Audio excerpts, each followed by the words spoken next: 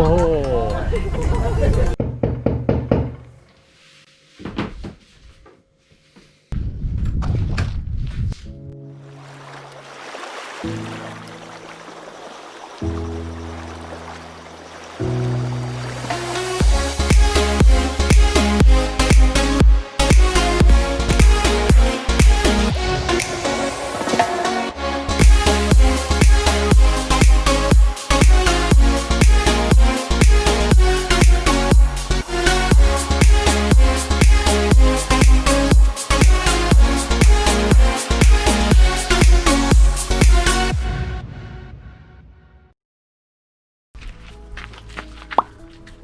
唔知呢啲有3-4米高，呢啲哇！你聽啲聲都好硬，我用個銀包掂啊！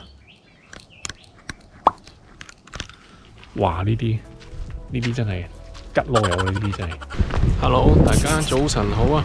經過咗2000幾公里揸車嘅旅程咧，我已經到咗呢個 Exmouth 啦。咁今日咧嚟做啲咩咧？今日就應該係成個 trip 嘅 highlight。而今日咧我就要去呢個睇呢個 Humpback Whale 呢個座頭鯨咧。咁咧今日最主要係跟 tour 嘅。咁咧佢呢個 tour 咧就係你就報名，佢就會朝頭早7點零開始咧就會走遍各大酒店就去 pick up 所有人嘅。咁所以今日咧就會出海，又或者有機會咧就可以直情落去潛下，可以近距離睇呢個座頭鯨嘅。咁我而家咧就要行翻去酒店 lobby 個 area 嗰度咧就等 pick up 啦。咁我就行咗去上咗車先再講啦，我哋。Humpback whales. It is that time in the season where we're getting mums and calves moving up the reef.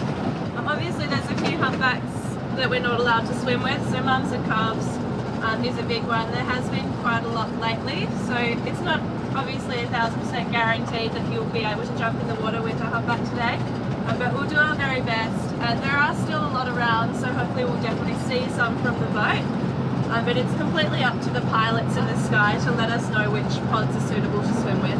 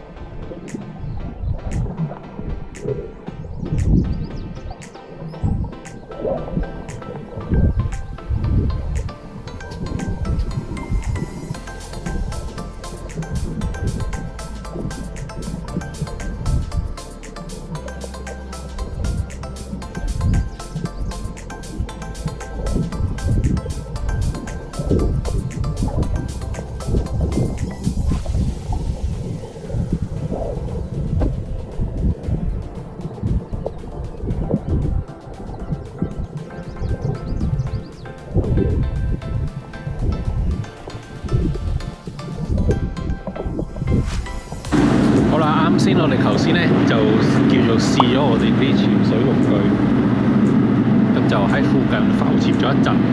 咁依家咧我哋就出海，真係出海就出遠啲啦，就去睇鯨魚啦我哋。咁船上咧佢就會提供少少熱飲俾你，同埋少少小食，就等你游完水咧就冇咁肚餓，有晒少少 energy 咁樣嘅。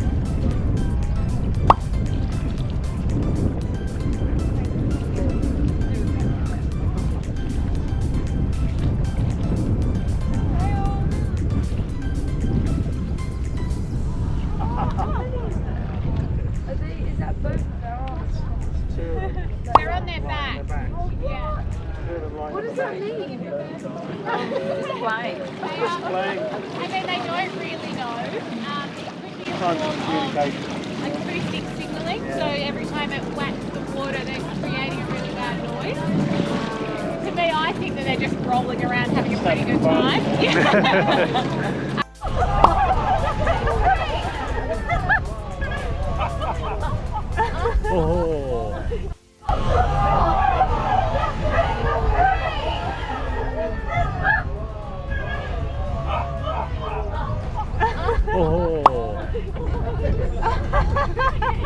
What is going on? Oh my god, they're just waiting till they're right next to you, Tom, and then launching.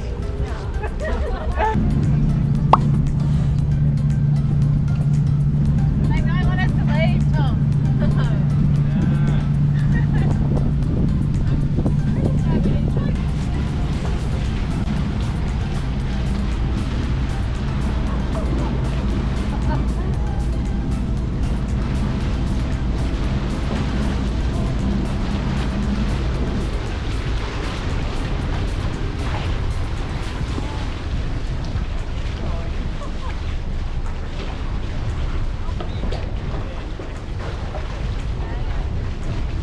好啦 ，day trip 咁就完咗啦。咁我亦都離開咗 Exmouth 呢個小城市，亦都嚟到我今晚要住嘅地方。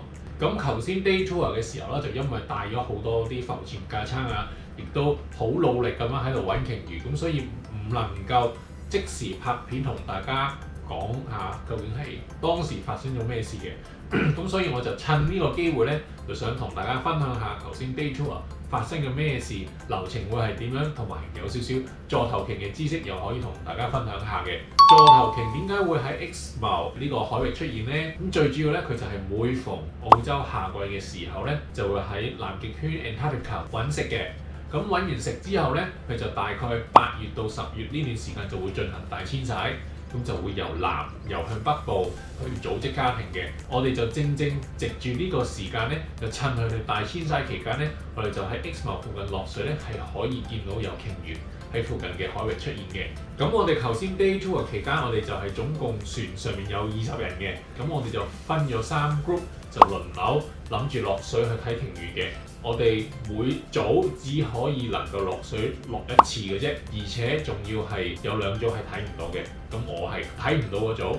咁點解會睇得咁少呢？就係因為鯨魚嘅構造其實同人嘅構造係非常相似嘅，佢哋都係用肺呼吸嘅。但係一個成年嘅鯨魚呢，佢上岸呼一呼吸呢，係足夠佢哋喺水底可以游45分鐘嘅。咁所以佢哋一上岸唞一唞氣呢，佢哋之後再上岸咧，就可能已經係8、9個字後嘅事啦。咁所以就其實係一段非常長嘅時間嘅。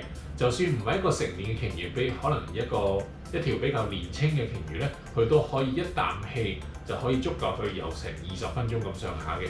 啲鯨魚媽媽同埋鯨魚 BB 啱啱出世嗰啲咧，咁就因為佢哋個肺容量冇咁大咧，所以就比較近上水面呼吸嘅。但係船公司咧就冇allow我哋去遊近嗰啲媽媽鯨魚同埋 BB 鯨魚嘅。我覺得最主要因為都係8月頭啦，其實 Exmouth 出咗幾單意外，就係因為啲人游得太近嘅鯨魚係而有傷人報告嘅，有一個甚至係嚴重到係斷咗肋骨嘅。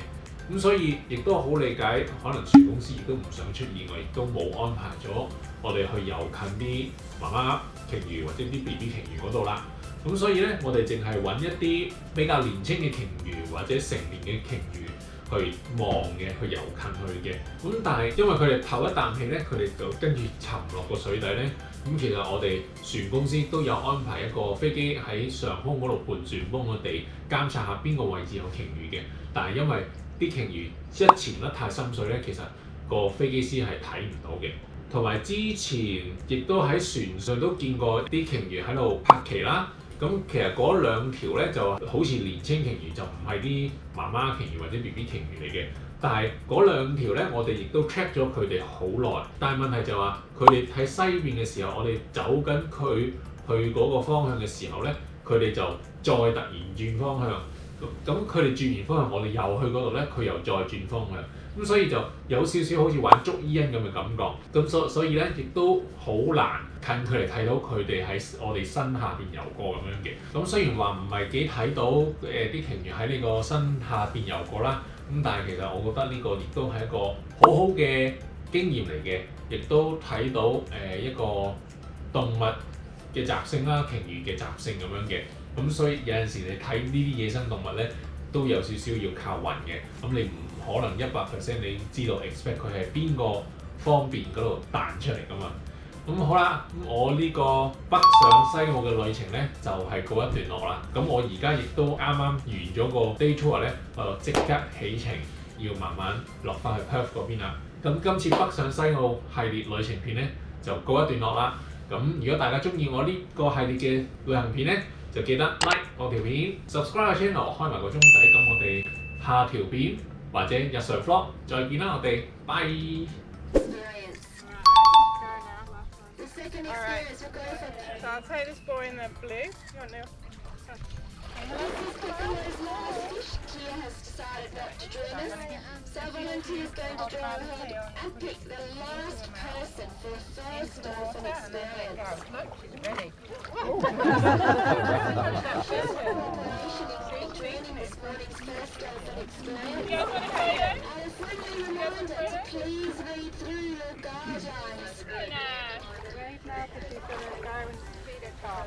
So please read the guidelines in your entry brochure for enjoying the rest